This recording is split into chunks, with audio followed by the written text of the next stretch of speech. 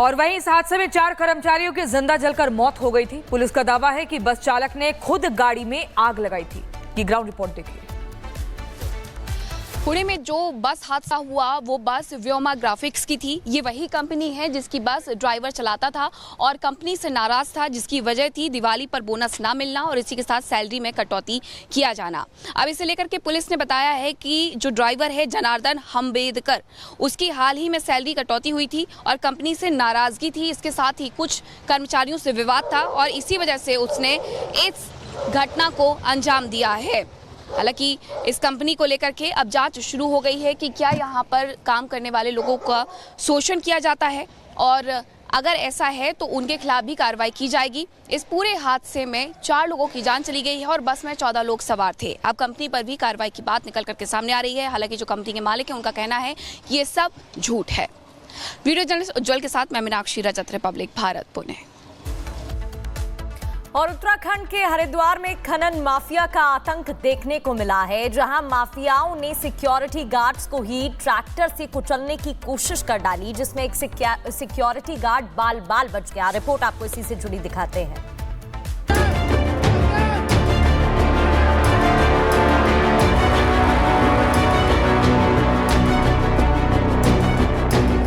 उत्तराखंड के हरिद्वार में खनन माफियाओं का ऐसा आतंक देखने को मिला है जो ये सोचने पर मजबूर कर देगा कि अवैध खनन के लिए ये माफिया किस हद तक गुजर सकते हैं। BHEL ओवरहेड लाइन के पास अवैध खनन हो रहा था, जिसके बाद से ही पास में लगे बिजली टावर के गिरने का भी खतरा पैदा हो गया था। इसी डर से सिक्योरिटी गार्ड्स ने खनन कर रहे लोगों को रोकने की कोशिश की, लेकिन वो लोग नहीं माने और तो और इन बदमाशों ने सिक्योरिटी गार्ड्स को ही ट्रैक्टर से कुचलने की कोशिश की। एक गार्ड ट्रैक्टर को रोकने के लिए उस पर चढ़ गया, लेकिन ट्रैक्टर चालक ने रफ्तार कम नहीं की, जिस वजह से गार्ड घायल हो गया और उसके पैर की हड्डी तक टूट गई।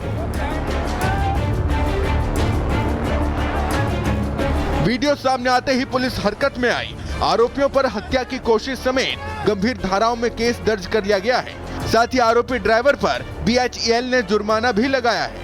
और BHEL के जो संपन्नता प्रबंधक है उनको पुलिस के द्वारा बुला के उनसे इस संबंध में एक तहरीर ली गई, जिसमें 3 लोगों के विरुद्ध में अभियोग पंजीकृत किया गया है। तीनों ही ट्रैक्टर ट्रॉली को पुलिस के द्वारा कब्जे में ले लिया जा चुका है और जो लोग भी इसमें शामिल है उनके खिलाफ सख्त कार्रवाई की जाएगी। इस मामले में BHEL के संपदा अधिकारी की तरफ से पहले ही कार्रवाई की जा चुकी है और जुर्माना लगाया जा चुका है। वहीं पुलिस ने ट्रैक्टर को कब्जे में ले लिया है और अब शिकायत के आधार पर जांच में जुट गई है। Bureau report, Republic Bharat. जब लाश मनुष्य पर छाता है तो पहले विवेक मर जाता है। ये लाइन मेरठ की मुस्कान पर बिल्कुल सटीक बैठती है। मुस्कान ने अपने हाथों ही अपने सुखी जीवन का गला घोट दिया। कैसे एक हत्यारन पत्नी ने अपने पति के शव के 15 टुकड़े किए। उस विभत्स हत्या की विभत्स पोस्टमार्टम रिपोर्ट आ चुकी है। इस रिपोर्ट में देखिए।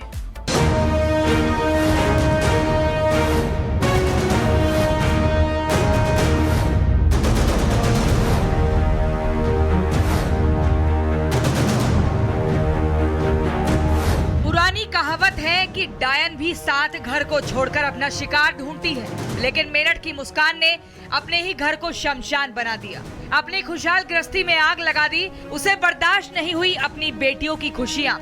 जिस पति ने उसे प्यार, इज्जत, सुख, सुविधा और मान सम्मान दिया, उसे ही उसने अपने नाजायज संबंधों की बलि पर चढ़ा दिया।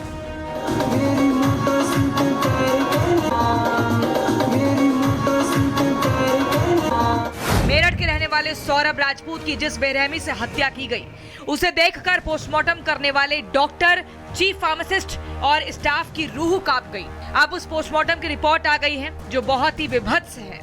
पोस्टमार्टम रिपोर्ट के मुताबिक वार्ड से सौरभ के सिर को धड़ से अलग किया गया। धारदार हथियार से गर्दन के चारों ओर घाव किए गए। दाहिने कान से 7 सेंटीमीटर नीचे घाव मिला। जबड़े के दाहिनी और 4 सेंटीमीटर नीचे चोट की गई। चिन से 6 सेंटीमीटर नीचे जख्म मिला। बाएं कान से 8 सेंटीमीटर नीचे और जबड़े का 4 सेंटीमीटर हिस्सा कटा हुआ मिला। दोनों हाथ की कलाई अलग मिली। छाती पर 6 सेंटीमीटर गहरा घाव मिला। मेरठ का सनसनीखेज सौरभ हत्याकांड का मामला लगातार आए दिन नए नए मोड़ ले रहा है और अब पोस्टमार्टम रिपोर्ट्स में जो बातें हुई हैं, जो डॉक्टर्स की तरफ से कहा गया है, वो भी एक बहुत बड़ा खुलासा है। और यहाँ पर जो पोस्टमार्टम में जो डॉक्टर्स इन्वॉल्व थे, उन डॉक्टर्स की तरफ से कहा गया है कि 2 हफ्ते से ज़्यादा वक्त पहले सौरभ की हत्या की गई थी। और ये भी बताया गया उन डॉक्टर्स की तरफ से कि जो बॉडी है वो कई पार्ट्स में थी। साथ ही साथ ये भी इस पोस्टमार्टम के दौरान डॉक्टर्स की तरफ से कहा गया कि जो सौरभ की स्किन है उसे सीमेंट डालकर गलाने की कोशिश की गई। मुस्कान और साहिल ने 4 मार्च को सौरभ की हत्या की और उसके बाद मनाली घूमने चले गए। शातिर मुस्कान हत्याकांड को अंजाम देने के बाद सौरभ का फोन लेकर घूमने गई थी। सौरभ के फोन की 6 मार्च की एक चैट सामने आई है। मुस्कान की साजिश डिकोड, जिसमें मुस्कान ने सौरभ बनकर उनकी बहन से चैट की, सौरभ के मोबाइल से मैसेज भेजे, मैसेज से भरोसा दिया कि सब ठीक है। मुस्कान ने बताया कि वो मनाली घूमने आई है। बहन ने पूछा कि बेटी को साथ क्यों नहीं ले गए, तो उसकी तबीयत खराब होने का हवाला दिया। फिर हैप्पी होली और होली की पार्टी की बात की। सौरभ की बहन को शक हुआ तो उन्होंने कॉल किया, लेकिन मुस्कान ने व्हाट्सएप कॉल रिसीव नहीं किया। 4 तारीख को उन्होंने मारा, 4 तारीख को उन्होंने मारा है, फिर 5 को गए ना, 5 की शाम को वो चले गए हैं। फोन करते थे, वो मैसेज कर रहे थे, हमें नहीं पता था उनका फोन वही चला रही है। सौरभ के फोन से मैसेज आ रहे थे, डीप स्टेटस लगा रही थी वो। अच्छा, सौरभ का फोन इस्तेमाल करके वो स्टोरी और स्टेटस सब शेयर कर रही थी। जी सब शेयर कर रही थी। एक डाउट हुआ था, वो सिंगल लगा रही थी उनका।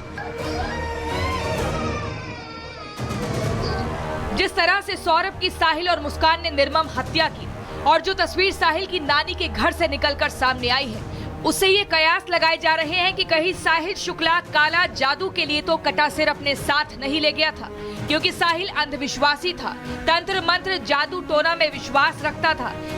जब पुलिस साहिल के कमरे में गई तो वहां दीवारों पर डरावने चित्र दिखाई दिए। कमरे में तांत्रिक क्रिया से जुड़ी चीजें नजर आईं। हर दीवार पर अजीब आकृतियां बनी हुई थी। नशे का सामान भी इधर उधर बिखरा पड़ा था। साहिल का कमरा तंत्र मंत्र की ओर इशारा कर रहा है। कमरे के अंदर से सौरभ का स्केच भी मिला है। क्या शराब, बिल्ली और नमक से काला जादू होता था? कहा जा रहा है कि साहिल स्केच बनाकर भी सौरभ की फोटो पर तंत्र क्रिया कर रहा था। खुद साहिल के पहनावे से भी ये सवाल खड़ा हो गया है कि कहीं वह काला जादू तो नहीं कर रहा था। सोशल मीडिया पर मरी हुई मां से बात करने का दावा करता था। साहिल का दावा है कि उसने मां के ही आदेश पर कृत्य किया। अपनी मृत मां का फर्जी अकाउंट बनाकर चैट करता था।